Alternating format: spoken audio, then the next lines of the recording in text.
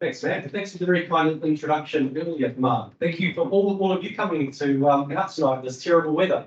Very kind of you to make me feel at home by putting on such horrible weather coming up from New Zealand. So what we're going to do tonight is, how many of you have heard of, how many of you are actually using Fabric in the room?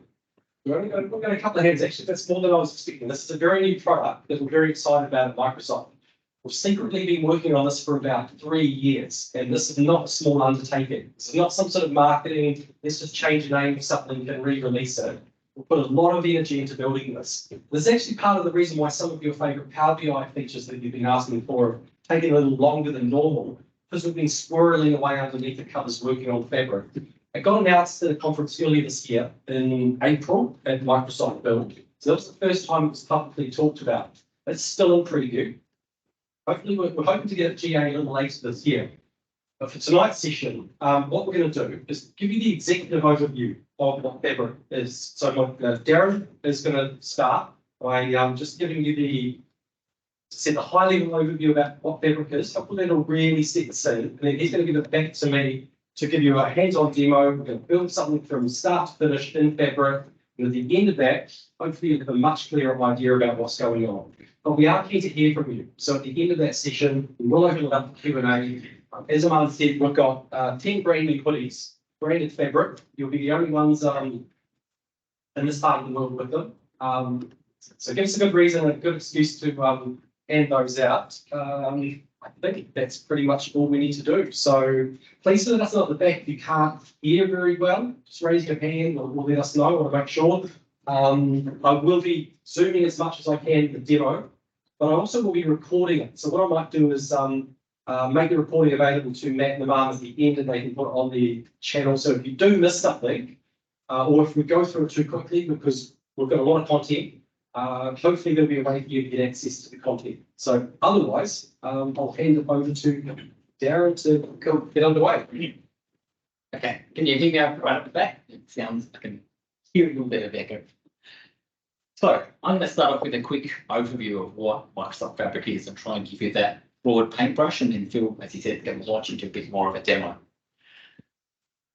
So one of the ways we often start this off is there's been a study by Forrester saying that over the next 3 years, we predict that we're going to generate more data than we have in the past 30 years. So we're living in a world of white with data. One of the big problems we've got is we need some way to analyze it. So that's sort of what we're going to do with Fabric. Oh, there's lightning. So the big problem we've got in data analytics today is that it's complex and it's fragmented. Any of the clouds agree with it? That's Thor. Thor's obviously into Fabric. Yeah. So the projects have different subsystems. Each subsystem has different products. They're different vendors. You've got to integrate them. You've got to try and figure out how do I get this system into that system. I've got to get firewall. I've got to transfer data from one format to another. And I'm sure many of you have graphs like this at your workplace where you're trying to figure out how's that data flowing, how do we move it from point A to point B, and then you get this report out to the CEO, and this is all just noise. And if you zoom out even larger and look at the total AI and analytics, works available products in the data and AI workplace, it's just huge. It's daunting. Trying to figure out which is the best one to choose, how to integrate this one with that one. It's just a wall of confusion there. So when we were doing the research for Fabric, talking to chief data officers and CIOs and people around the world of big companies, one of them came out with this quote that he was the chief data officer. I don't want to be the chief integration officer. The data in your organization, that's your asset. Integration is just a means to an end. So that's part of what we've focused on with Fabric.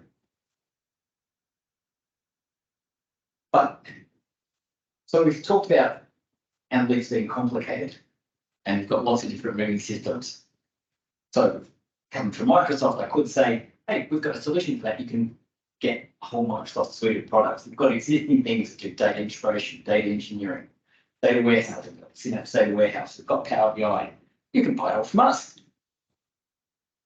Fortunately, they're still not integrated. They still have different life cycles. They're grown organically. Some things are based on open source, open standards. Some things are proprietary. We've got dedicated serverless, as and FAS models, different ways of applying them. Got to be an expert to tune some of them. And the integration is still not as good as it could be, even from a single vendor. So that's why we introduced Fabric. Fabric is built on 4 pillars. We aim to make it a complete analytics platform. So everything's unified. It's a single stack experience.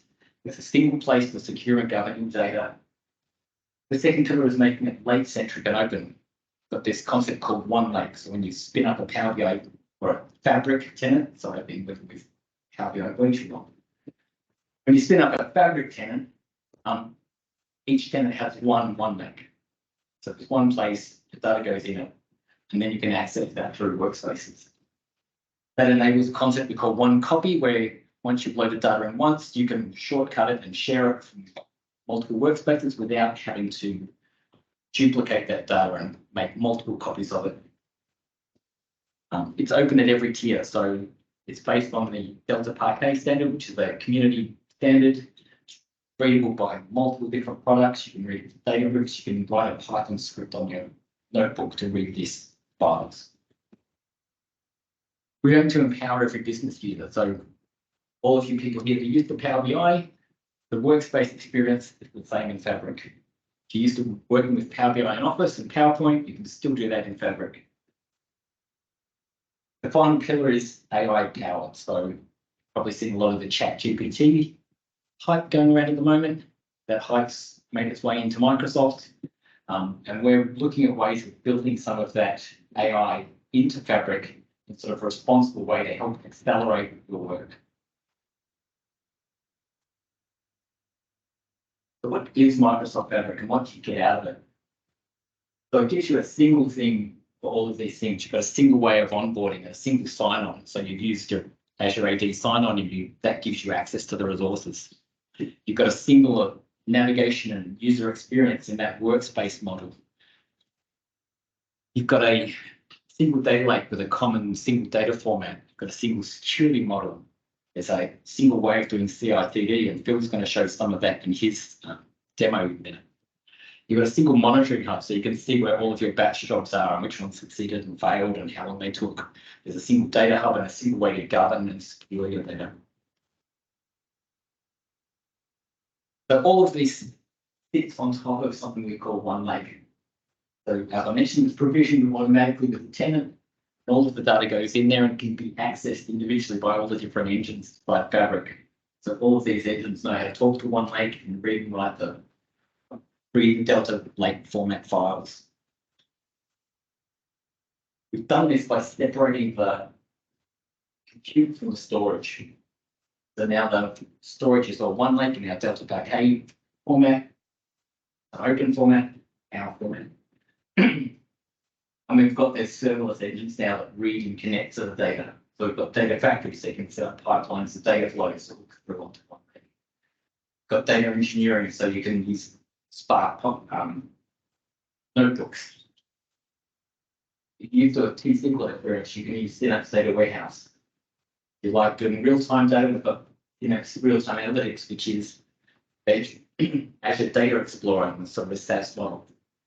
Got our favorite Power BI, and we've also got a brand new piece of technology called Data Activator, which lets you look at patterns and changes in data movement and set up rules and take actions. It's sort of like an enterprise data version of Power Automate, because you can say, seeing these changes happen, patterns that I want to monitor in data, I want to trigger actions in the sense of an email, I want to trigger a workflow, and even trigger a Power Automate from this Data Activator. So if we've got time later, we can show you a good video that explains that better. Keep that to the end and see how we go for time. As I mentioned, the data factory and Synapse Data Engineering, they go through the Spark engine, which can talk to data in One Lake. The data warehouse can talk T-SQL and again pull in data from One Lake. Real-time analytics uses a language called KQL. Again, get data in One Lake and pull it in and process it using that. So you can use the tool you're comfortable with to to access data in one lake. In Power BI, you can read and write DAX, get the DAX Studio, to Fabric and query it. And that all happens because all of these things in one lake are stored in Delta Parquet. So all the queryable assets are Delta Parquet tables. Something that's not in the public preview at the moment is a layer we're calling one security. So this is coming soon. What that's going to do, that's getting to a single place to find your security roles. So who can see what table, what columns in the table they can see, what row level security, so you can set filters on which portions of rows people can see. You'll be able to find that in one place, and then all of the engines will respect that security rule. So keep an eye out for announcements of blogs and some of the big conferences coming out, because hopefully there'll be some announcements about this as well. The other thing we've done in Fabric is we've introduced all of these different engines and all of these, there's a lot of different data artifacts that you can create now in a workspace. So we've tried and simplify some of that. We've introduced the idea of a persona optimized experience. So for Power BI, you can sit in the Power BI persona, and all you see is data sets and reports and paginated reports and data flows, so you can work as you used to work. But if you want to switch over and do some data engineering, you get a view of where you can create notebooks and lake houses. And you can switch back and forwards. If your person has multiple hats, you can swap personas, or it could be that your whole job is Power BI, and you're happy just to sit in that persona, and you get that sort of simplified view to sort of declutter the workspace. Phil's going to show you a little bit about that in a minute. So a couple of slides ago, you would have seen I said Power BI talks to Direct Lake. So as you probably know now, there are two storage modes in Power BI. We've got direct query mode, where a DAX query, or you load a report, and a visual will trigger a DAX query. That will then translate that into one or more SQL queries. That will go to the SQL engine, which will then scan the data, and the data back to analysis services, which will then return back to your visuals. So that's real time. You hit that data in the source each time the visual loads, but it's slow. The other mode we've got is import mode, which is fast, but we do that by pulling all of the data up into memory. So you've got that batch load where you've got to go and pull all the data out of the source, usually through a SQL engine, like that, back up into Power BI. So it's fast, but you've got that latency between when you're refreshing the data each time. What we've introduced in Fabric is a third mode. This is called Direct Lake. What this enables you to do is now your DAX query goes to the Power BI analysis services engine. It directly reads Delta Parquet format. So what that means is you've got no intermediate compute. You can immediately access the files in the one lake and query them from your Power BI data sets with no refresh time and without the latency of going through a SQL engine.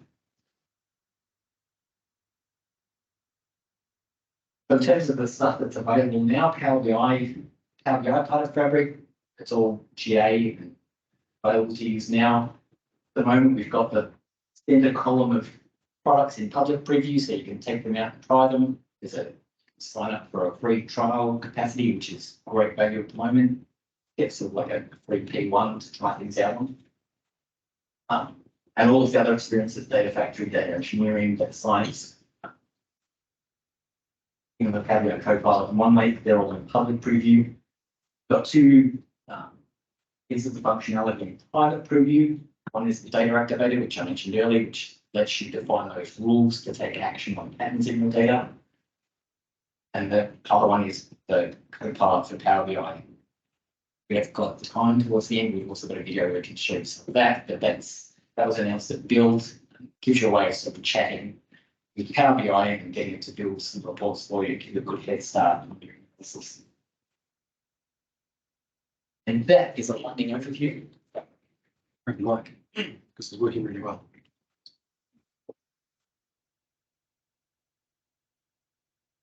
Oh, hello. Can you hear me down the back? Nice, wonderful. Thank you, Darren. That was very good. So Darren's just giving you an introduction to the high-level overview, the fundamentals, the concept of Fabric. So what I'm going to do now is switch over to my machine and, as I said, actually show you what it looks like. We're going to build a hands-on demo from start to finish. It's not going to be a particularly complex one, but by the end of it, you'll have a fairly good idea about what's different from Power BI and what you can do. And I just have to remember exactly how to get things going here. I need to probably share my screen so that it's captured in the recording. This is really important. So I'm going to click share here. All right. So how do we get into Fabric? What's the entry point? Well, you need a web browser, and we can type fabric.microsoft.com. And the fact that I mentioned web browser is important because everything I'm going to do in the demo tonight is all going to be browser-based. I'm not going to use Power BI Desktop. I'm not going to use DAX Studio, even though the author of DAX Studio is right behind me. It's going to break his heart. I'm not going to use any other tools. And I think that's really important because straight away, that makes Fabric 100% accessible to Macintosh or Mac users. And there are a lot of people out there that like to use Macs. Also, I'm going to be dealing with some fairly big data sets. I've got a table in here I'm going to work with 1 billion rows of data. Now, I don't want to bring that down to my little laptop and my over my rural broadband in New Zealand. I want to keep all that data up in the cloud and just work with it in the browser, and I want it to be fast, and I want to be able to disconnect and reconnect and all those good things. So that's another great feature of Fabric, that so much more is going to be managed directly in the web browser. That's not to say you have to do that. So if you do like to use DAX Studio, if you do like to use Tabular Editor, other tools like that, they will still continue to work. And in fact, professional data modelers will always use Tabular Editor, for example, and I would recommend it we go there. So I should carry on here. What are we going to do? We're going to actually launch into fabric.microsoft.com. This is going to bring us to a landing page for Fabric. I'll get rid of Darren's pretty face off the front here. So it's going to skip a couple of steps that you'll get the very first time you go to this website, which is all about signing up and creating a password, registering your email account. I've already done that. So when this dialog finishes and I've logged in, we're going to land on the Fabric landing page. And the first thing we're going to notice is this persona experience that Darren mentioned. There will be a series of tiles here which will offer me, how do I want to start here? So do I want to put on my Power BI persona hat and click on Power BI and go and experience Fabric the way a Power BI user would want to use it? Or I could click on my Synapse Data Science hat. And what's the difference? Well, it's really just decluttering. It's only going to offer you, as a first offer, articles and items that make sense to that persona. You can change, you can switch and jump between the personas. It's not locking you into anything that you can't undo. And at any point in time, down here in the bottom left-hand corner, there's an icon called Fabric, Microsoft Fabric, that if I click on, allows me to jump between the various personas. And there's some interesting ones in here, like real-time analytics at the bottom. There's a data activator, the brand new one. In fact, this changed on me since this morning when I did a little practice demo on me. So it just shows how quickly we're rolling things out. The other thing I want to highlight on the landing page, if we scroll down a little bit, there's a tile here called Read Documentation. If I click on the Read Documentation page, that's going to open up on a tab to the Microsoft Learn base page with all sorts of information for Fabric. This is guidance documents, tips, labs, and there's already a huge amount of content here today, but there's also a lot of content coming. I've written 12 articles just on Direct Lake, which is going through the process of being through a technical writer at the moment. And I know many parts of the wider Fabric team, they're all busy generating content to get out there because we know people are hungry to figure out, well, how do I actually get the best out of it? Some of those deep dive technical things that are important to know when you really start getting into the weeds. So I really recommend you keep your eye on this place because it's going to continually change. So I wanted to call that out. So coming back to Microsoft Fabric, I want to build something from scratch. And to start building something, I need data. So I'm going to put on my data engineering hat, and I'm going to click on Synapse Data Science. Cool. And that's going to give me, as I said, a guided experience. So when I say I want to create a new artifact, the items it's going to offer me make sense to a data engineer, like notebooks, like pipelines, etc. Things that a Power BI developer doesn't necessarily want to worry about. But like Power BI, because a lot of good things from Power BI have come to Fabric. Fabric is based around workspaces. So the very first thing I'm going to do with this little project we're going to work on tonight is create a workspace, the same way you would in Power BI. So I'm going to click on the workspace tab here and say new workspace. Hopefully you can see that okay. I'm going to name this Sydney Reactor. And there are some configuration properties that we can set. I'm going to go mostly default. I'll check my advanced settings to make sure I'm creating this in the right place. It's going onto a premium capacity. I want to create this in the US and apply. And this is giving me a blank workspace, blank canvas for which I can now start adding artifacts to. But before I do that, I want to work collaboratively with team members in different parts of the world. So I need to give them access. No one can see anything inside this workspace until I give them access. I can give them read access as a viewer, or I can give them contributor access, or I can give them admin access. And these give you different rights. And it's much the same model that you're used to today if you've done this in Power BI. So when I go to manage access, I can either add people or groups. And I definitely recommend you add groups over individuals so that as people move in and out of your organization, you put them into the appropriate Active Directory group, and then they'll automatically get the workspaces they should, or importantly, should not get access to. So I'm going to type in Fabric, and that's going to give me a group that has Darren behind me in, and I'm going to give him admin rights. And he has now access. So if he logs in, he'll now see this workspace, which is empty. So I want to work with data. Now, all data in Fabric needs to be put inside a lakehouse. It can either physically reside in the lakehouse, or the lakehouse can have a shortcut to where the data actually is elsewhere somewhere. So I need to create a lakehouse. And in the context menu here, I can scroll down and say, give me a lakehouse. And we'll call this Sydney Lake House. Should we say, yep. That. And that's going to go ahead and create that for me. And while that's creating, I'm going to jump back to the workspace, and you'll see, even though I asked for just a lake house to be created, it's also giving me some compatible or some other artifacts as well. It's going to create a SQL endpoint for that lakehouse so that I can immediately start writing T-SQL against any data that I bring into the lakehouse. So I'm going to do that as part of this demo, because hopefully most of you know at least some form of SQL. Select star from table, or select top 10 star from table. But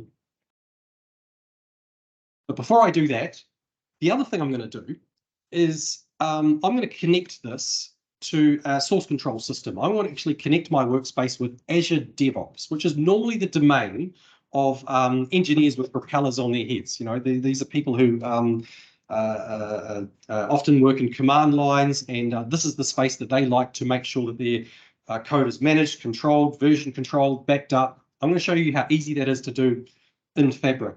So I'm going to jump over to my Azure DevOps, which is, if I zoom in, dev.azure.com, and I've got an organization based on my name. And in this organization, I'm going to create a brand new project that I want to use to manage and store the items that I'm working with in my workspace. So I'm going to call this Sydney DevOps. Okay. And if you've used DevOps before, there are lots of things that you can configure. I'm not going to do that tonight. I'm going to run with default. So I'm just going to click the Create button. This is going to create a space in Azure DevOps that I can use to manage my code. So I just need to do one more thing. I need to create a repo. And I'll show you how easy that is now. I'm going to click on my project that I just created. And I'm going to click on repos. I'm in the right place. I'm going to go down to the bottom and just hit the initialize button. Again, there are properties and things that I can configure here, but I'm running with default. So I've now got a place that I can connect my workspace to, my Fabric workspace to, that I can synchronize data into. So I jump back to my Power BI, I'm doing Darren's trick. I've been using Power BI too much. And it does look and feel like Power BI, which is important because we want it to feel familiar. So back here in my workspace, I can go to my workspace settings, and there's a dedicated section in the workspace settings called Git Integration. If I click on that, I should now be able to connect or wire up my workspace to this repo that I've just created. And I've only got a simple main branch. I can get really complicated with that. Now I click the Connect and Sync button. I get a couple of things happen in my workspace when I do that. Up in the top here, we have a button that appears called Source Control, and that's going to tell me when changes are being made to items in my workspace that I can synchronize with the with Git. I also get a column here that tells me the status of all the items in my workspace. Now, not all items are compatible with Git yet. The items that are compatible, generally code-based stuff first, like notebooks, data sets, and now Power BI reports. Pipelines are shortly coming, and then eventually most things will get lit up as we release them. But the first three items that exist in my workspace at the moment aren't yet supported to go into Git. But some of the things we'll do shortly, we will be able to put into Git. There's also some features down here on the status bar as well that you can click on and figure out what's going on, what's changed, what hasn't changed. So I've created my workspace, I've given access to my colleagues, I have connected my workspace with Git. I'm ready to now start playing with some data. Data all needs to be managed by a lakehouse. So my lakehouse item is down here at the bottom. I'm going to go into my lakehouse and I'm going to get data in a couple of ways. And there are plenty more ways that you can get data in, but for tonight's demo, I want to copy some data into my workspace, but I also want to create a shortcut. So to get data in, there's a button up here at the top that says Get Data. We've seen this before. How many times has that been renamed in Power BI or Excel? And there are 4 options here. I could just upload files. If I've got files on my machine, I could just simply start uploading them and they'll turn up in my lakehouse. I can create a pipeline. I can create a data flow Gen 2, or I can create a shortcut. Tonight, we're going to create a pipeline and we're going to create a shortcut. So let's start with a pipeline.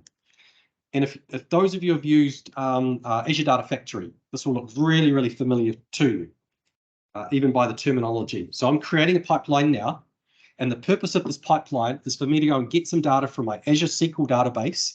I've got an AdventureWorks database with some fairly small files that'll copy in fairly quickly, and I'm going to use the wizard to help me do that.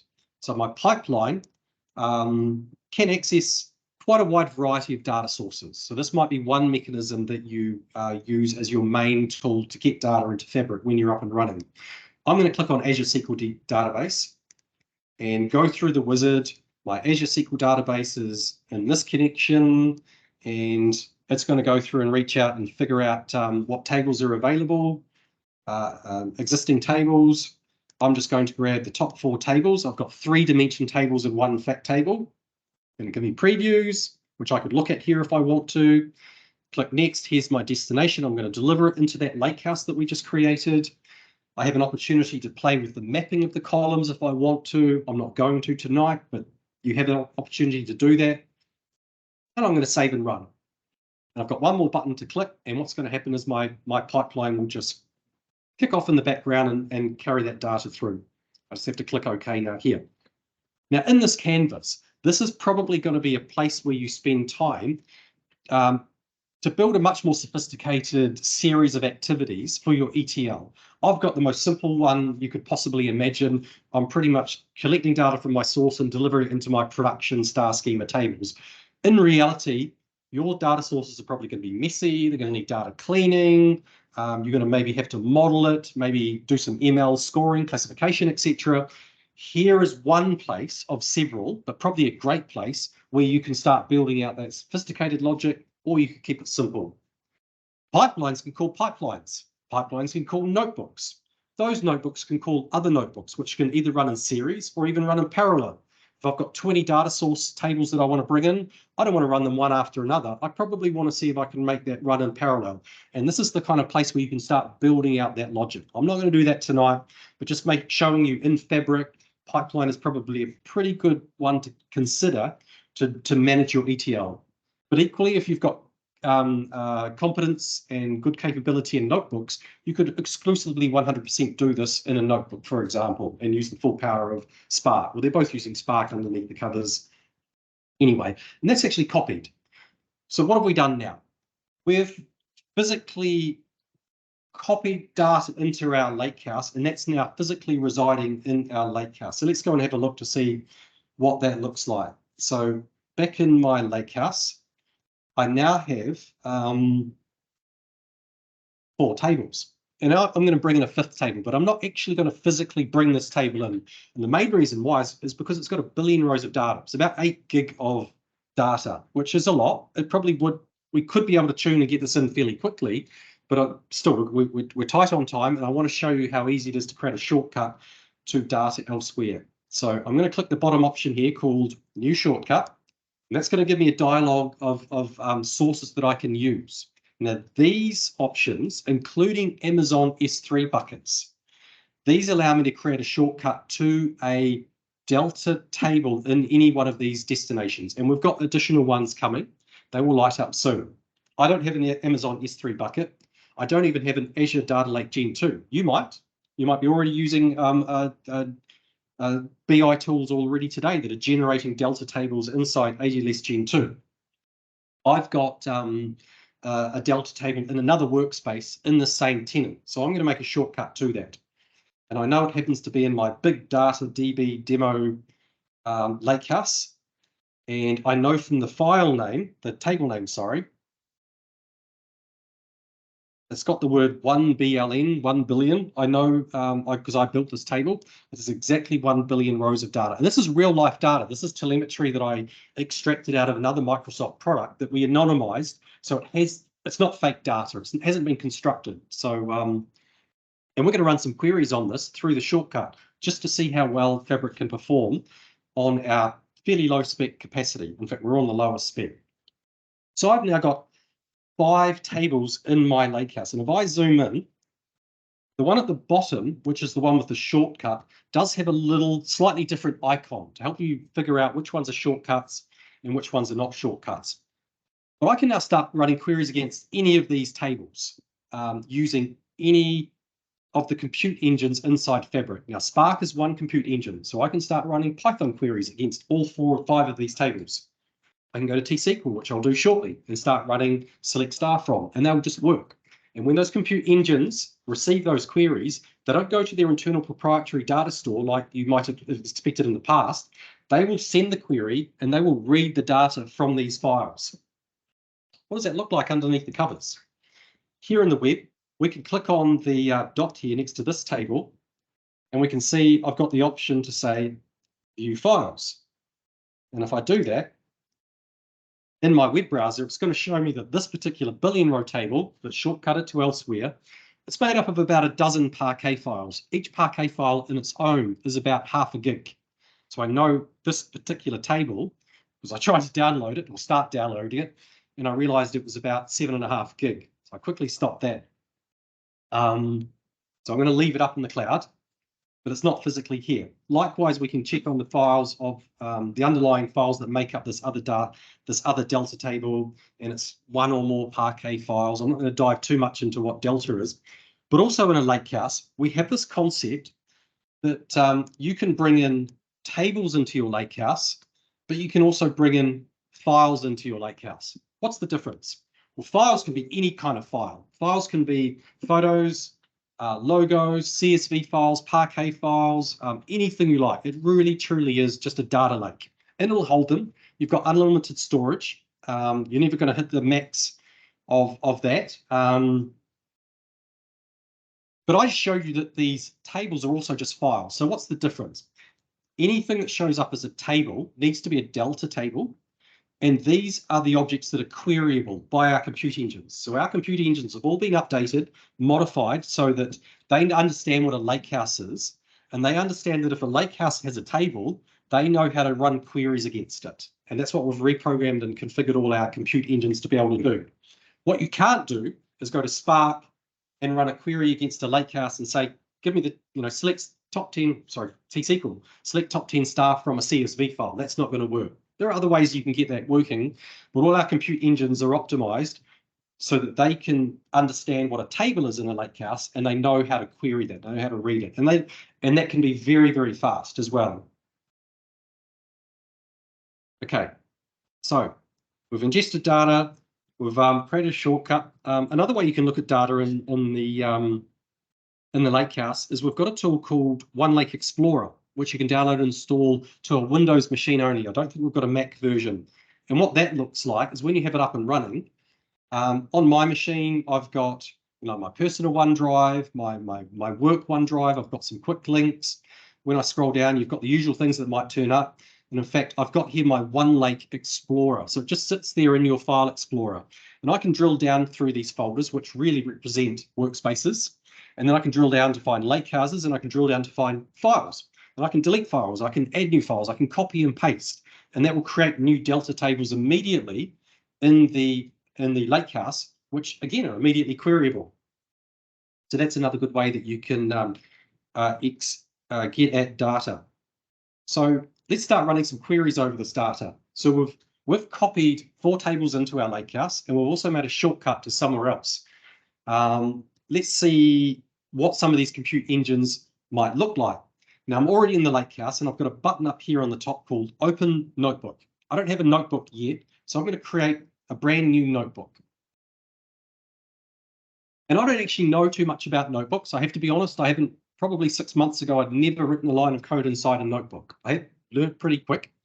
But earlier in this demo, what I did was I gave access to this workspace to my colleague, Darren behind me, who could be in another city in the world. So if he goes into my workspace at the moment, he'll see that I just created that notebook. He'll be able to actually open that notebook and start editing, typing. And what we might do is we might even see Darren pop up in this notebook. But while that's happening, let's run some queries. So I don't really know Python that well. So I'm just going to click on the little dots here. I just want to look to see some sample data in here. And I'm going to say, load data into Spark. And that's given me a cell here, second bottom, with some PySpark syntax already that is telling me what I need to run to say, grab the top 1,000 rows from the dim customer table. And underneath me here, we've got Darren running around. I can see his cursor. I can see him contribute. I can get him on a Teams call and say, hey, have you got any code that perhaps generates a whatever this is generating? That was pretty quick. I'm quite impressed. Do you really know that syntax, or are you cheating? Maybe I'll show you how you can do that very quickly shortly. But while we're doing that, I can be hitting the run button. He can be hitting the run button. We can collaborate, much like you get in that experience with Excel and Word, which is pretty neat.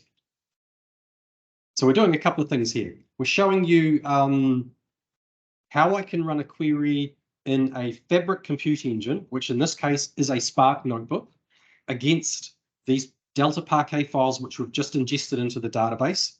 We're also showing you about this the collaboration stuff, but I'm a bit nervous about Darren running around my notebook. He might break something, he might change something that is really important code. So I'm going to quickly, while this is running, I'm going to quickly jump back out to my workspace. And you'll notice my notebook at the top in the Git status column is showing as uncommitted. So I'm going to click on the source control button. I'm not going to write any command line codes here. And I'm going to check in my notebook into my DevOps, which is really just synchronizing up. That was pretty easy.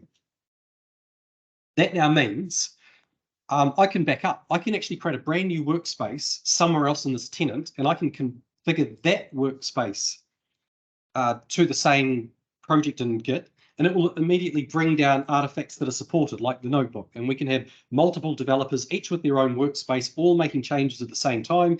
And you can use the DevOps to help manage branching and merging and what actually ends up as the correct version. It's an art form. It's a different topic as well. That's now synchronized. I'm going to go back into my notebook and make one small change. Perhaps we'll say, let's just grab the top 10 rows from this particular code. And I'm going to go down to Darren's code and say, let's change this B to a R for probably red. and I'm not even going to hit the save button. Oh, here's this bar chart. He actually ran it. In fact, what I'm going to do is create a new code snippet. And what he did before was he typed the word snippet. And when you type snippet, you actually get some helper files. Now, this is a almost Copilot 0.1. When we do give you the Copilot for this, it's going to be a lot richer. It's going to be much better at seeing, okay, I can see what you're trying to do. Here's some syntax, which probably gets you pretty close to that. So, but in the meantime, I don't know PySpark, but at least I can just do something like that. Okay, I'm not even clicking the save button. I'm going to go back to my workspace. Remember, I synchronized this notebook, but I've now gone in and made some changes to it.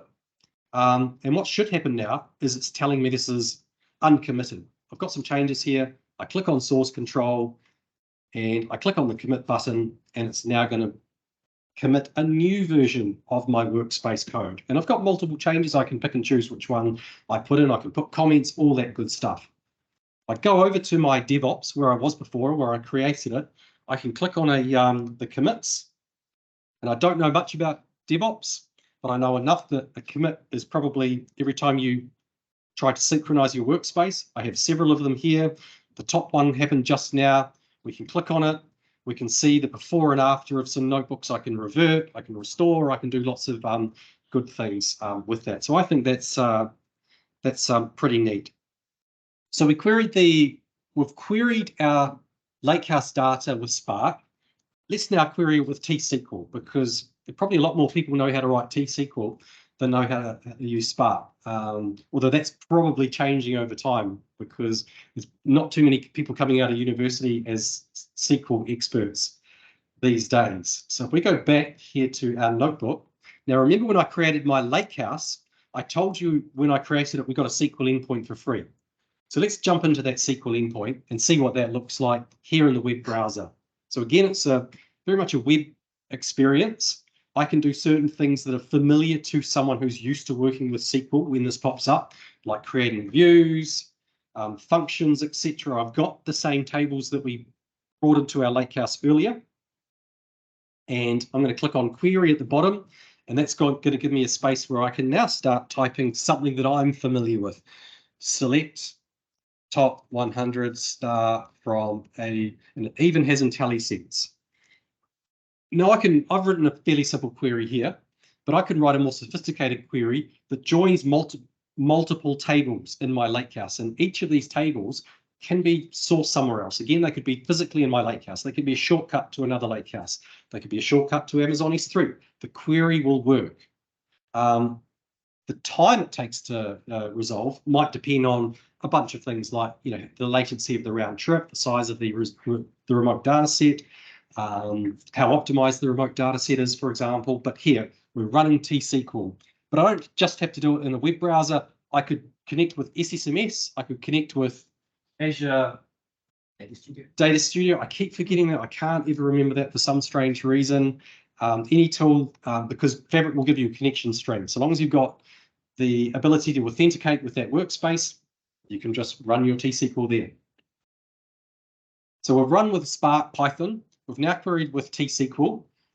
I now want to run DAX against my data set. And I also want to use the stacks to show off Direct Lake. And I'm not going to use DAX Studio. This is what I would normally do. I'm not going to use Power BI Desktop. I'm going to use a Spark notebook to run DAX. And one of the things that's going to enable me to do that is a Python library that we're going to be releasing in about 2 weeks called SEMPY, S-E-M-P-Y, for Semantic Python.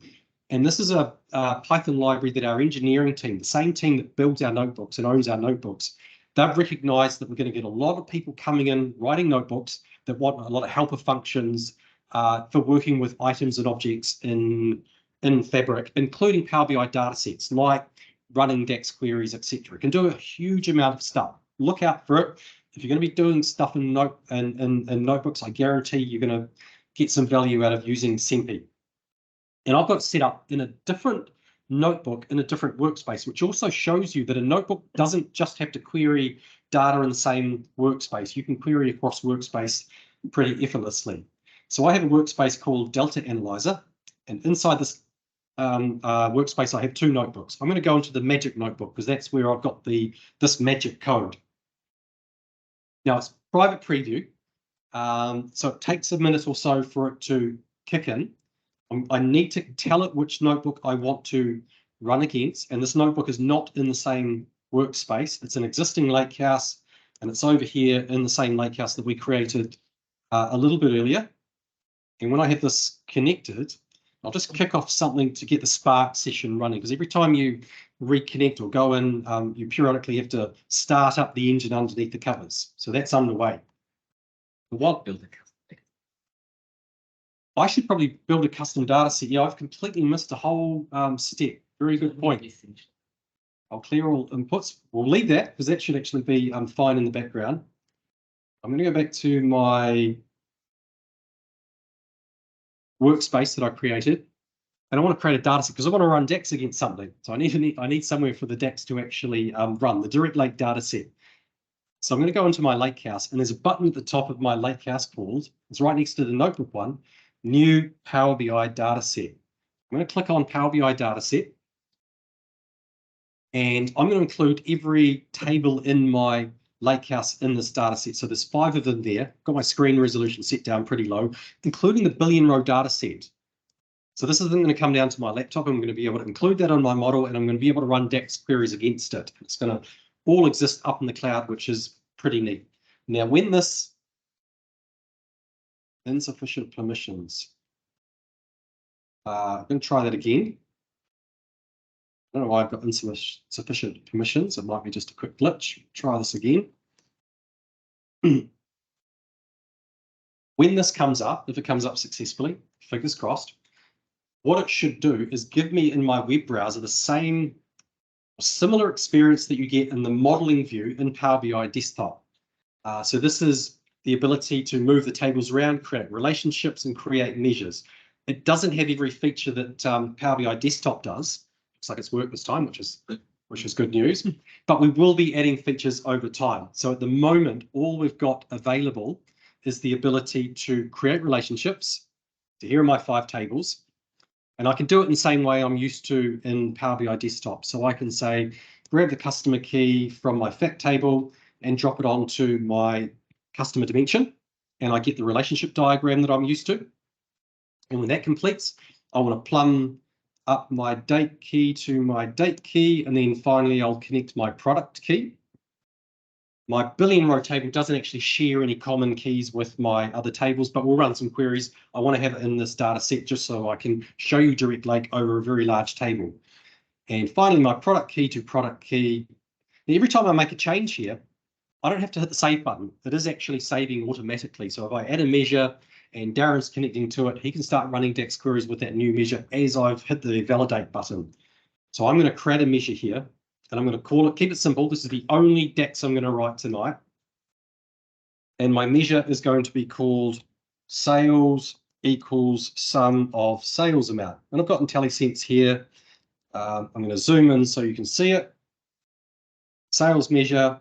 And then when I'm ready to validate and commit it to the model, we just hit the checkbox mark, the check mark like you normally do with Power BI. And that's now committed. So I've got my data set there. That was a step I completely skipped. And my notebook was going to run against nothing at all. So my notebook might have actually started up now, which is cool. So SEMPI, if I zoom in, if you have used Notebook before, you're probably familiar with the concept of using declarative references. So here I'm making a reference to SEMPI.fabric. Once I've done that, I can start calling objects and methods and properties such as fabric.list datasets. There's a fabric.list workspaces. There's a list datasets. There's a list measures. There's quite a big array of features that you can do. You can create datasets using SEMPI. In fact, SEMPI wasn't created so that you could run DAX against it. That was something I said, hey, can we just tweak it so I can do this in my demos? Plus, I think this is going to be really useful for things like load testing, many other use cases as well, which is going to be pretty neat. This particular code cell is going to list all the data sets in the lakehouse, including the one I just created now after I connected to the notebook. because this is the name of the lake house that we only just created. And how do I know it's the right one? Because I'm going to use SEMPI to plot the relationships. Again, I'm using SEMPI.relationships, hit the play button, and here in my notebook, I've got a little graphical diagram showing the layout of the relationships that I just created. This is the only time I'm ever allowed to talk to people about relationships, is when I'm talking about Power BI. And trust me, that's a good thing. So to get to the actual point of this part of the session, I want to run some DAX. And the DAX I'm going to run is not so important. What I want to do is group by a column called size in my product dimension. And I want to run the sales measure that we just ran. But my data set is empty. There's no data at all in my data set. All my data set realistically is metadata. I've just described some tables. It's got column names, it's got table names, it's got relationships, and it's got a measure. It has no data. How do I know it has no data? Because I'm going to run a DMV against this data set. So this is not strictly DAX, but when I run this DMV using SEMPI, it's going to tell me, it's going to give me some information about the data set. Let's run it and see what it tells me. This particular DMV is going to give me 1 row per column in my data set. So if I've got 50 columns spread across my 5 tables, I'm going to get 50 rows in this result set. And it's going to tell me some really interesting information about each of these columns, such as the table it belongs to, the column name, that makes sense, the data type, yeah, that's interesting. But if I can find the scroll button and get back up to the top, there's some columns here that tell me things like, is the data for this column resident in memory? And at the moment, because I've only just created it, nothing's resident in memory. It's all sitting out in the lakehouse. What's the temperature of each column? Now the temperature, every time you query a column, the temperature number goes up. It's a value.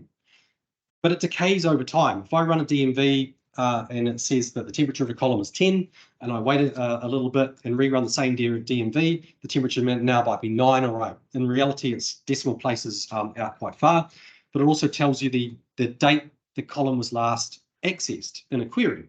Now, this can be useful to show you what columns are really popular, because hot columns that get hit regularly will have a high temperature. Columns that don't get used at all will have no temperature. So these could be good candidates to remove from your model. And at the moment, I haven't queried any data. So before I hit the play button, I'm going to tell you what's going to happen here when I do hit the play button. When I hit the play button, this piece of text is going to get sent to my data set that I just created. The data set's going to pull it apart, parse it, and turn it into it's going to use the parser to figure out what it needs to do. And it's going to say, hey, to resolve this query, I need to go get some data. I know there are 4 columns that are relevant to this, and I'll explain why there's 4 and not 2 shortly. Have I got the data for any of those columns resident in memory? And we know none of them are resident in memory. So, okay, at this point here, direct lake is going to kick in, this new storage mode. So not import, not direct query, but direct lake. It's going to reach out to the lakehouse. It's going to reach out to those Parquet files and say, give me just those columns, not all the other columns, just give me those columns. And the lakehouse is going to return the data. It's going to get put into memory, the same way it gets put into memory, say, during import, but just for those columns, effectively paging them in. And when they've arrived and when they've sealed in, the DAX query will kick in and run it as if it was an import mode query, which will be really, really fast. But that sounds like it's going to be quite slow. That round trip to get the data is what we call transcoding. Let's see how actually long that's going to, how fast that's going to be. So I click the play button now. So this could be running in DAX Studio. This could be running in Power BI, getting the data it needs for a visual. We're going to see a result here. The result is not so important. What we want to now look at is what's happened to the model. We'll go back up to my DMV and rerun that. And this is quite zoomed out. Maybe that'll help. This is telling me now, because I'm ordering by temperature, I now have 4 columns at the top of my list that are giving me information about a dictionary size. I can also see that I've got 4 columns now that are now resident are true. So they're in memory now. And if I scroll across to the end, we can see that they have a value for temperature and a value for when they were last accessed. Now, if I rerun this query, what happens now? The text gets sent to the data set. The data set says what columns are needed to resolve this query. Have I got them resident in memory? Well, actually, all 4 of them are resident in memory, So without changing anything, this will round trip. I'll get the result without it needing to talk to the lakehouse. But if I make a slight modification here, so I don't want to group by the size column in the product table. I want to group by color, for example. What will happen here now is the query expression will get received by the dataset. The dataset will say, I've already got 3 of these 4 columns, so I'll get those from resident memory. But the 4th one, I'll reach out, transcode that data from the lakehouse, bring that in now, and that's going to sit in memory. And I'm going to return the query, return the results. And if I look at the DMV now, where I previously had 4 columns at the top here with values for dictionary size and is resident true, I now have my color and size column. That was pretty quick, but realistically, these tables are quite tiny. I deliberately chose these tables because I wanted to make sure we didn't spend too long waiting to get the data copied across. So let's see how this goes on a much larger table. So remember, I grabbed a 1 billion row table. We zoom in here. I've got a query here now that's going to perform an average of 1 billion rows of data. So when I hit the play button, what's going to happen? My query text will go to the dataset will pull it apart. How many columns are involved in this? Okay, it's just 1 at the moment. Have I got it in memory? No. I need to go to the lakehouse. Have you got it? I don't. I got a shortcut. I got to go over here. So the lakehouse is going to go to the other lakehouse and say, "Hey, can you please give me everything you've got on this 1 column?"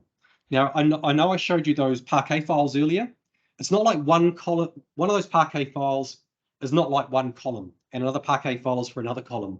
The data I need for this column was actually spread across all those Parquet files. So we're going to go through, and they're 0.5 gig each, pull out that data, give it back to my base lakehouse, which is then going to give up to the data set, which is going to put it into memory. When that all finally finishes, my query is going to kick in, and it's just going to run because by that time, the data's in memory. How long is this going to take to run? Because it's going to do quite a bit of work. I'm going to hit the play button. 1, 2, 3, 4, 5. There we go. 5 seconds to give an average over 1 billion rows of data. And this is real life data. I'm going to change this query now from average to be sum. I'm not changing the column. Now what's going to happen is obviously the query will go to the same data set. The data set now has it in memory, so it can come back pretty fast as an import-only query. Let's double check to see what the DMV thinks about this. Rerun the same DMV. What's resident in memory? And we now have this column that I just queried. We can see how much memory is consuming. It's resident in memory, and it'll stay in memory until there's a reason to evict it. We can page in columns 1 by 1 as we need them, very, very quickly, as you saw. We can page out individual columns as well. If something hasn't been touched for a long time and memory is starting to become a problem on your data set, we'll just page out some, because we know if someone comes along and needs it, we can bring it in very quickly. That's the power of Darrent Lake.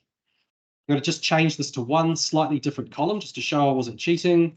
I've got a slightly different column in here called quantity last year. So when I run this query, it's going to go to the data set. Has it got in memory? No. It's going to round trip several steps through the lakehouse and pull that into memory. 1, 2, 3, done. That's pretty cool.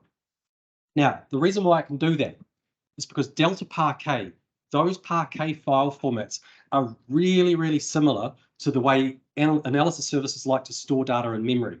Normally, when you would try import from 1 billion rows, it might take half an hour because it has to do a lot of work when you're doing importing. Normally, when you're importing, you might stream 1 million or 8 million rows at a time. And then in batches, it'll pull those apart to columns, it'll pivot them, it'll encode them, get dictionary values. It does a lot of work that Darrent Lake doesn't have to because it's already being done. All that work is being done upstream from Delta. It got done by the pipeline or the data flow gen tool, the Fabric service that brought it in. And not only did it just create the Delta Lake for us, it applied what's called V-order. And that's something that's very unique to Fabric. And it's a really important concept that you need to be aware of, especially when you're working with much bigger data sets. So what's V-order? When we bring data into Fabric, not only do we create these Parquet file formats, but we compress them with an extra special level of compression that no other tool has got available to it. That's called V-order. And we've been working on this for 15 years. And you think, hang on, you've only just announced Fabric. How can you have been working on vOrder for 15 years? And that's because we've just lifted out all the goodness that we've learned with VertiPack about how to compress, organize, sort from VertiPack. And we've been able to apply it directly to these Parquet files. That might be setting off another alarm bell in your head. You're like thinking, okay, that sounds really nice and sure that's fast, but does that now mean those files are proprietary? Am I only now stuck to only being able to query them using a Fabric tool? No, and that's the good thing. A vOrder set of Parquet files or Delta table with vOrder still conforms to the open community standard of Delta. So you could take those files, you can take them out of Fabric, give them to another non-Microsoft tool, and not only will it be able to read and run queries over them, but they will probably run faster than if that tool had created those tables for them. So that's pretty neat. I've got an example here of, again, real-life Microsoft internal data.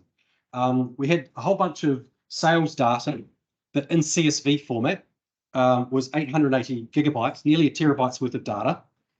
Just by converting that into standard Parquet, the kind that you might expect other BI tools to do that are also generating Delta, those Parquet files shrunk significantly, about a third the size. That's what you expect. And that's without losing any ability, all rows, all columns are still in this format. It's just the nature of the efficiencies you get with Parquet. If you apply vOrder to those Parquet files, and this is something patented, unique to Microsoft that no other tool can do, those same files ended up being, if I could define the play button, 84 gig. So about 1/10 the size.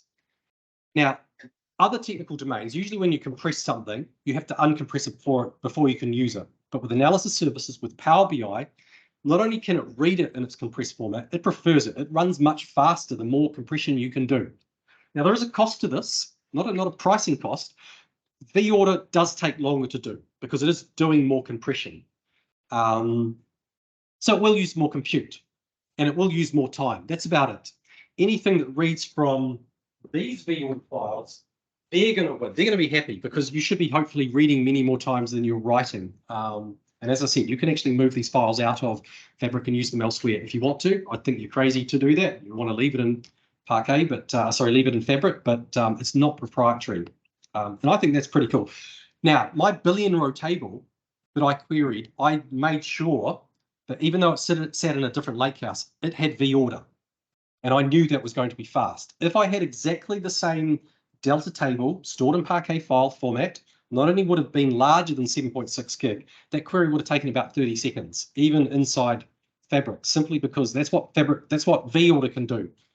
Make smaller files, which give you less compute and I/O for the read, but also your query speeds are going to be significantly faster. So it's something to think about when you are organizing, when you are starting to use Fabric. Sure, I can use shortcuts. Yes, they will work.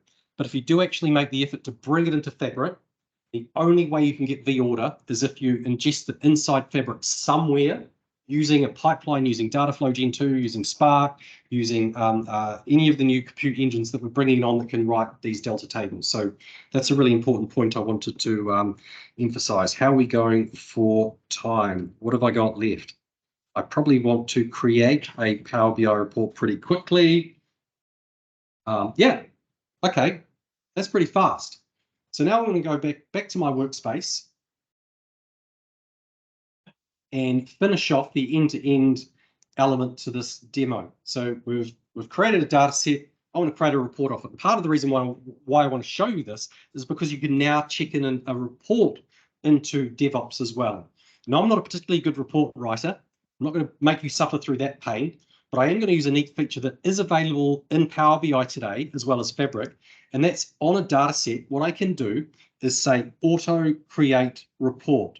And this is sort of like a very early version of Copilot. When I click on this, it's going to look at my data set and give me certainly a better version of a report than I could possibly do after a couple of hours.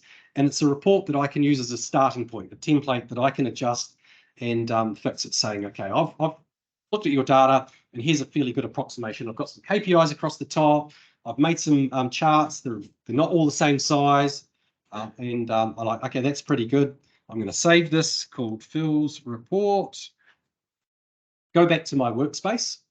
And the reason why I want to go back to my workspace is because We should be able to see this report now. And if I wait long enough, it's going to tell me that this is uncommitted. My source control button at the top is telling me I've got 2 items that are uncommitted, my data set and my report. I'm going to check those in. And I don't have to check them both in, but I am going to check them both in.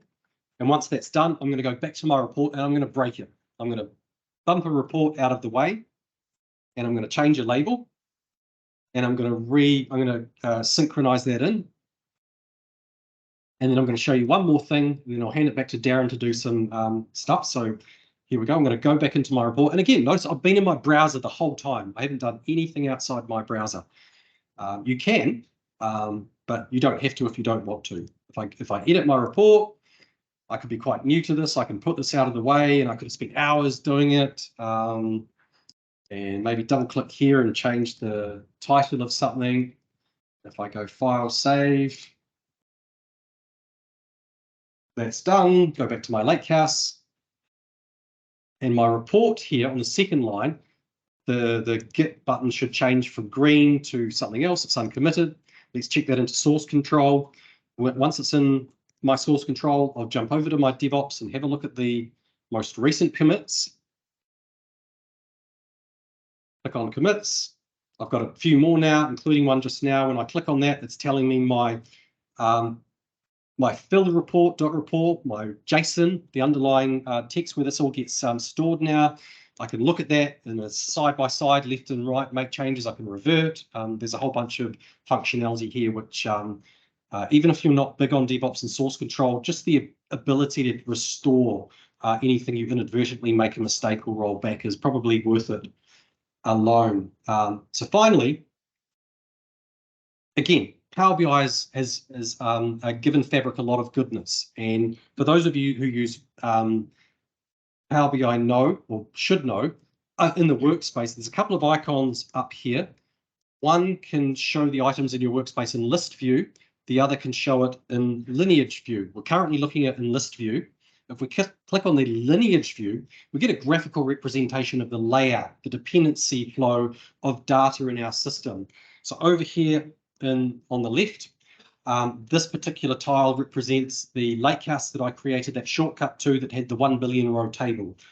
That has a downstream dependency to my lakehouse in the workspace that we created. That has dependencies down to various notebooks, pipelines, SQL endpoints, all the way down through to my report.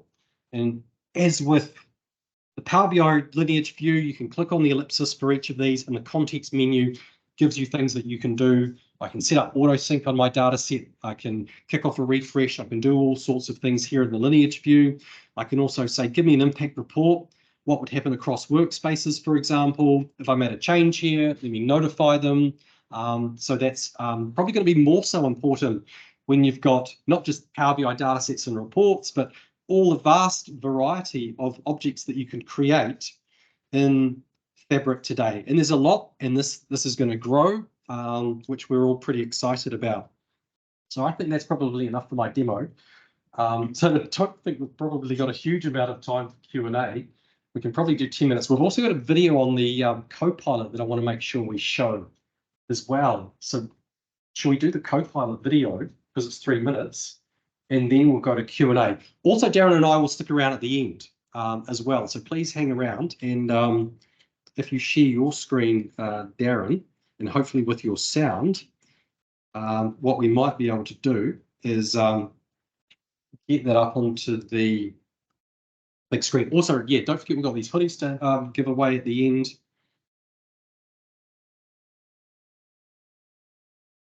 Which ones are you going to do? We've got a couple of videos. 2 on the Copilot. Do you want to take Jump straight to the Power BI one. Jump straight to the Power BI. Here you go. You can describe that. That's all. Cool. Okay, so Do you share it? Yep. Share it. Okay, I'll find it. that other window will be floating off the screen. Yeah, there. it will be. Here it is. So one of the pillars I mentioned at the back was the AI power. So we're looking at infusing large language models into Fabric so that they can help accelerate things you're doing with your work. And that's going to take a heap of different forms. There's going to be ways of chatting with your data. There's going to be ways of asking it to help you with your C-SQL. You can ask it to help with your Python. You can ask it to help write DAX queries for you. So there can be a whole bunch of experiences coming, but they're going to roll out gradually over time. So the first experience we're going to be building is a Copilot helps you build Power BI reports. So it looks at the metadata in your report, the table names, the column names, the measures.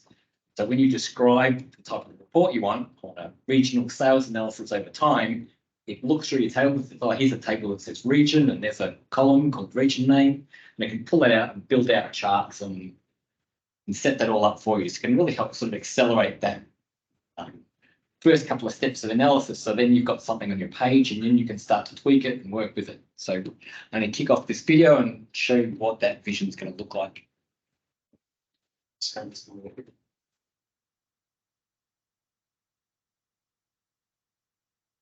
Let's take a look at how Copilot in Power BI is empowering everyone to quickly find and share insights. For example, say I'm a sales analyst for a hotel and resorts company. Now, with Copilot in Power BI, I can simply describe the report I want to build and get insights in seconds. Maybe we need a new report to help us understand the profile of our customers, to gain insights into what is driving return visits to our properties. I just describe what I need, and Copilot will automatically analyze my data and create a new report based on my needs. Immediately, Copilot created a new Power BI report that is fully interactive, and I can start slicing and dicing my data to explore deeper. Copilot added the charts and slicers I requested, but also conveniently gives me options to adjust the output to get just what I'm looking for. For example, let's switch to ask for metrics and trends and a slightly different layout. Automatically, Copilot updates the report.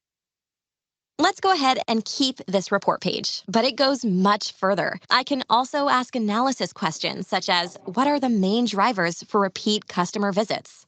Copilot responds by adding a new page to my report and uses Power BI's built-in advanced analysis capabilities for finding key influencers for variables in my data. Right away, I can see that customers who purchase spa visits are the most likely to be repeat visitors, followed by those who rented sports equipment. I can easily explore Power BI's key influencer visual further to learn more. I can even automatically see the most significant segments in my data just by clicking. Now let's go back to the first page and finish up our new report. I'm going to ask Copilot to make it look like our existing sales dashboard. Copilot automatically finds and references the dashboard to adjust my report with formatting and layout to match. Best of all, I can still interact directly with the Power BI report Copilot has created. So for example, if I wanted to manually change this line chart to add the reason customers were visiting, it's easy to do with just a few clicks. Let's also change the line chart to a ribbon chart to make the data really stand out. Finally, to make the report even easier for my team to understand, I'm going to ask Copilot to add a rich text description of my data right inside the report. This narrative summary is fully dynamic, and not only does Copilot highlight interesting insights from my data, but it provides citations from where in the report the data was taken. This summary will update every time the data is refreshed, or people filter the report with new insights based on the data. And just like that, in seconds, I've created a report that would have taken hours or days to do manually. Copilot, built on top of Azure OpenAI, is truly revolutionary for how we empower everyone to find and share insights. Cool. Yeah, so that's pretty exciting, and it's fun too. We've got access internally to the real life version of Copilot, and they encourage us to play with it so we can break it and give feedback so they can fix it before it gets too far. But you can even, because it's so conversational, in the bottom left-hand corner, you can say, oh, in that text summary, make the bullet points emojis, and it understands what you're asking. And because it's that particular data set is a Hawaii tourism data set, it chooses things like beach umbrellas and beach balls and palm trees as the emojis. It's quite scary about how powerful and what it can produce. So it's very exciting, and hopefully you're impressed. This is actually quite an old demo. We do have a couple of big events in later this year. There's a Power Platform conference early October, and there's also the big Microsoft flagship event in November called Microsoft Ignite. So keep your eye on those. I suspect there'll be some pretty good updates and reveals if you're interested in this particular feature. We also have a couple of real life customers already signed up using it. So that's how advanced and how it's progressing along.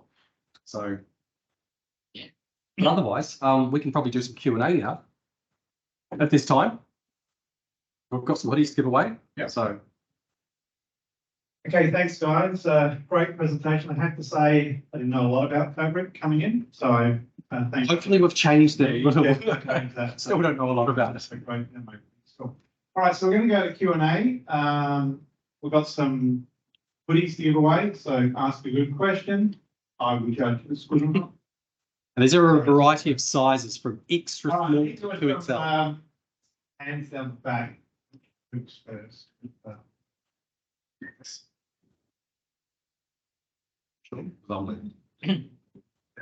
Just want to ask a question about licensing. So if we have an existing Power BI premium license, how do we run tenants in parallel with our organization in terms of using Fabric as a public preview? So you've got two options. You can sign up for a free Fabric trial. That gives you a second capacity that you could then sign workspaces to and keep that separate. That's probably where I'd say you should start. With the preview especially. Yeah. Yep. Yeah, other option is you can go into your Power BI admin, go into the tenant settings, and if they haven't disabled it. Yep. But I think we actually changed this partway through. So originally when it was released, it was disabled by default, and then it was enabled. So a lot of large enterprises have disabled the Fabric preview in their production tendencies. But there is an option, I think, to enable it just for a security group. If you want to try and in your existing premium capacity, but I would say spin up a trial. It's But do you need a P2 if you're using your own one? no, Okay, cool. you can do it as long as it's a P1 or greater. Is there any separate parallel tenant that we can run without because our company is taking security measures and they're staying Fabric and still under public preview, so it's hard to get access towards the new tenant that is public preview. So what do you recommend? Right. No. Well, the trial still be in the same tenant. Oh, okay. So yeah, no, you sort of have one tenant. Yeah. One tenant, one lake.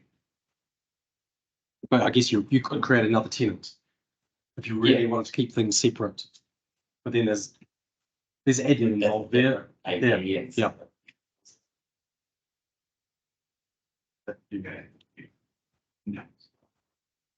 Who's next? Okay, very forceful eyes. Thanks, man. Hi guys, excellent presentation. Thank you. So my question is, I think, what is going to change for us as Power BI developers? Because I've seen a lot of things like, for example, one security. How is that going to change the RLS in Power BI data sets? That it should move to one security, or how does that work? So it will change as little or as much as you want it to. So if you've got existing import modes, existing direct query, you can keep using those forever, but as long as we keep running the platform. And I think even with direct, like you can potentially choose to apply security in the data set if you want. But if you are putting data into the lake, I'd say you're always best to define your security rules as low as possible. So you've got that data protected rather than in a higher tier engine. So there is a potential for a clash when you define RLS in the data set and a conflicting rule into one lake. Is there like a priority set, or will there be conflicts we set up for the securities? Good question. We don't have a lot of visibility on one security yet in active development at the moment. My guess is that would be a priority thing, where if it's defined in one security that it will block you from RLS, but we don't actually have. Yeah, my guess is one security would win. So the recommendation is likely to be that you define your security in one security once that's available. And if you say that Darren should only see the Australian data and Phil should only see the New Zealand data, for example, you define it in one security in the central place. Doesn't matter what Fabric compute service you use, they will get enforced. If you then, over on top of that, decide to use in your Fabric service extra on top of rules, maybe they'll get applied like an and. So maybe they'll work together. We don't actually know because one security is quite a big beast. It's not going to be ready this year. It's going to be ready more sometime next year. Definitely watch the space. It's something that we have to get right. We can't rush security. You'd get security now. It's just like the nirvana is going to be the one security where you can go into the center and have very fine-grained definition in one place. Who should see what, importantly, what they shouldn't see, and doesn't matter what service they're using in Fabric, they're not going to get a chance to see anything they're not allowed to. So That's up to get one. So Yeah. a lot of hands. Okay, so question of Great question, by the way.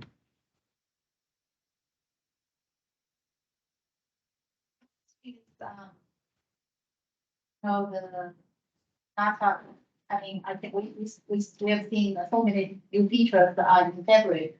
I just want to know because in terms of Power BI developer, quite often I just realized that our data quality is a key thing, you know. So what thing has been improved by February? Anything has been done in terms of data quality, like to help organizations to improve their data quality?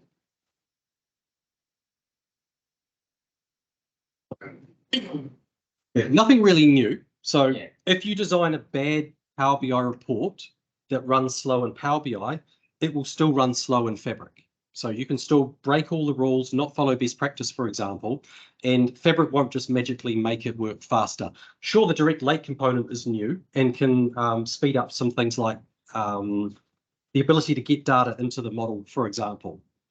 But if you have a 100% import mode data set today in Power BI that runs slowly, it will also run slowly in Fabric. So what we do recommend you do is read the guidance documentation, follow best practice. There are tools like Tabular Editor that have best practice rules that can give you information about, hey, perhaps this DAX might not necessarily be so optimal. But that's a very hard one for us to do because we kind of provide the engine, like many data domains. I can write a C# app very efficiently, but a different developer can write the same C# app very, very poorly. I can have a T-SQL query that can take half an hour to deliver a result set. Someone else could rewrite that and take seconds to deliver exactly the same result. That's true of Power BI. That doesn't necessarily go away. Hopefully the co-pilots will kick in and reduce the charts by saying, hey, we recognize what you're trying to do. I'm going to give you some better quality examples of DAX, for example. But no, there's nothing big, no big fundamental step change in terms of a new tool that can really give you some guidance wheels on your Power BI reports. I presume you're talking about things like if someone enters a New South Wales address, you shouldn't have a 3,000 postcode. Yeah, like, That's sort of thing. if it's free text, obviously it will make all mistakes, all of that bad data quality. If it's like drop down list or whatever, So I just want to know any future design in Fabric or in Microsoft, to improve the data quality, Master data. Yeah, like we had the on-prem data quality services. I never saw one. Yeah, data quality is always from end user. Yeah, probably nothing in the initial suite that we're working on at the moment. So what you do today, you probably need to carry on doing. It won't stop working, but there's nothing jumping out in my mind that's going to do that master data that I think you're now referring to. Okay. So many hands, such an arbitrary allocation system. my question is about by developing co-pilots and AI. Obviously, the future of developer, they can build and carry on. Yeah, but the co-pilots really are things to accelerate development. they still sort of need to be guided and checked by a person. So hopefully they're going to make your job easier and they're going to get rid of some of that mundane work. I couldn't see a day where you could just point Copilot at a bunch of CSV files and then up with a beautiful Power BI report. You need to be able to guide with what sort of decisions we need to make and Yeah. So is that what you mean, or do you mean? There is a AI that's Copilot presented maybe years later. If they don't know, they won't need any Power BI, they will succeed that day. No, I doubt it. No, I doubt it. Well, I think what it will do is you won't lose your job. I think what it will hopefully do is get rid of some of the more mundane elements of your job and free you up to do some of the more interesting, more sophisticated elements that will hopefully, make you enjoy your job a lot more. Things that AI is still light years away from getting close to be able to do. So that would be the hope. Okay, so on down the back. Good. a lot of people spend time doing sort of cookie cutter tasks, Sorry. pumping out the same stuff, whereas you get times to sit there and analyze the data. So I can't really hear. So Excuse me, can you guys me? that's better. Yep, that's better. I'd like to put in. Fabric being existing admin services like Synapse, like from what I've seen in both Fabric, in comparison to services, a lot of similarities, almost like an overlap between the two. Yeah. So, yeah, but what is it mean for Fabric, I guess, what does Fabric mean for this strategically? Yeah, so in terms of the Azure services, we've still got those, we've got those existing services like Azure Data Factory, Synapse. Yeah. So they're our platform as a service offering. They're going to stay. So if you want to write, they do overlap, like the data warehouse in Fabric is pretty much a SaaS version of Synapse. So you probably will see a lot of investment going into the Fabric versions of these, but those as services, they're solid, they're not going anywhere. Okay, so they're not, there's no like. No, there's no plans to deprecate them. That's just a different way. If you just want a Synapse warehouse and you don't want the rest of the goodness of Fabric, we might get you committed to a insane asylum, but there's no plans to deprecate any of the PaaS services in favor of SaaS. It's not. Yeah, they both have a place. Yeah. And have your desktop. Right, selection based on size of your body, your willingness to wear an inappropriately sized top. Okay, well.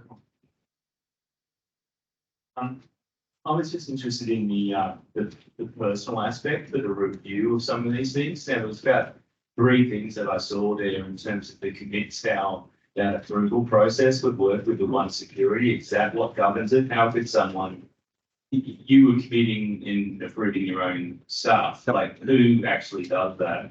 The other thing too is when you brought the data in, is there any problem with bringing in the wrong data, or do you have to get it out? Like, or is it once you've got it in, if there's no downside to having fields that are in the import, for when you were checking the fact that it was there, false and true, what the exact table was when you were looking at that. And then the other thing too is that maybe checking the measures when the Copilot just creates these, like for the ones you looked at, they look like they were pretty, basic stuff. But when the business has specific rules, you're probably going to have to interrogate that as well. So, is there just like an extra step that people have to go in and just go manually looking at the measures afterwards and interrogate? So it's really just about the people review process, that how it fits into what you've shown, because otherwise I was blown away. It was awesome. I mean, you're talking quite specifically about the DevOps stuff, like. Yeah. Because as you say, I was just approving my own chickens, and in the real world, you want to spread that out. To help Because the team. that's been the thing with the Power BI reporting, for example. Having multiple people working on reports, we haven't been able to do that before, and the concept of using this type of process is a real advantage. Part of that's being driven by the new Power BI project data format. So instead of a PBIX, you get a PBIT, and that splits out the model.bim file and the report.json. So you can actually do that even without Fabric. You can, with Calculator Desktop now, you can just save as PPIP and it'll save these text-based formats locally. So you could then use Git, commit up to a branch, and then someone else can take a pull request and approve it. But one of the things you were sort of talking about was having, you know, Biddle in the browser and the Macs are using it too. Yeah. Yeah, and don't forget with source control, you've also got what I showed you with the DevOps, but you've also got deployment pipelines on top of that. So you could have a series of workspaces that are all synchronizing with a repo to figure out what code should be approved. And that can go through multiple steps of approval and much better commenting than I showed. And then when you're ready, you can use deployment pipelines to bring the branch into a test workspace and into a production workspace. So you've got quite a lot of flexibility there and control over managing large teams working on much more complex BI projects than what I showed you tonight. So yeah, each developer would have their own workspace because you can link the workspace to a branch. It can work different feature branch for different developers. They're in a different workspace, and then you can even clone them down to your local machine. You could actually create a folder on your local machine, clone it down, edit those files directly with Visual Studio Code or Tabular Editor, save them, check them back up into Git, and then have an argument back up there about which code gets merged into the right branch. Yeah, that is an art form, and it's probably a session in its own right. Okay, now look, we're out of time. I'm sorry, I know there's a lot more questions. These guys said they're going to hang around, but they can't. Yep. We've got another commitment as well. So I'll you've do got it. about 5 minutes, guys. So let's give two guys a round of applause. Thank you.